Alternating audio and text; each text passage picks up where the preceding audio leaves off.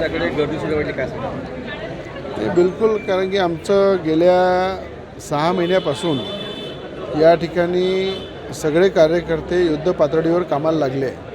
युवासेना पार्टीचे जवळपास 450-500च्या वर उमेदवारी अर्ज आमच्याकडे आलेले आहे.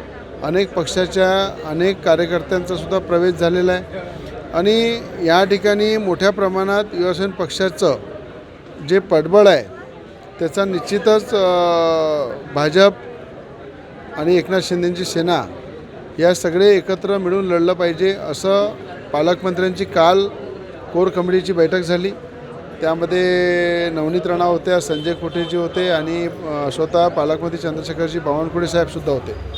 तर त्याच्यामध्ये आम्ही तिघी पक्ष एकत्र बसलो पाहिजे, चर्चा केली पाहिजे आणि युती करून एकत्र लढलो पाहिजे. अशा प्रकारचे मुख्यमंत्र्यांची सुद्धा पुण्यामध्ये त्यांची पण घोषणा आहे की तिथे भाजप वेगळी लढेल, राष्ट्रवादीला सोबत घेणार नाही.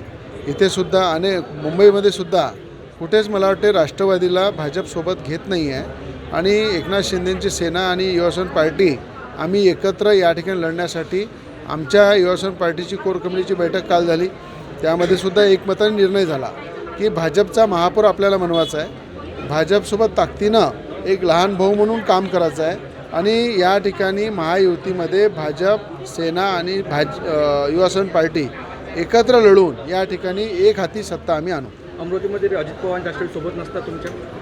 नाही, त्याच्याबद्दल भाजपची सुद्धा इच्छा नाही आहे, आमची सुद्धा इच्छा नाही आहे आणि मला असं जास्त पक्ष जर सोबत राहिले तर त्या ठिकाणी कुठेतरी उमेदवारावर अन्याय होते.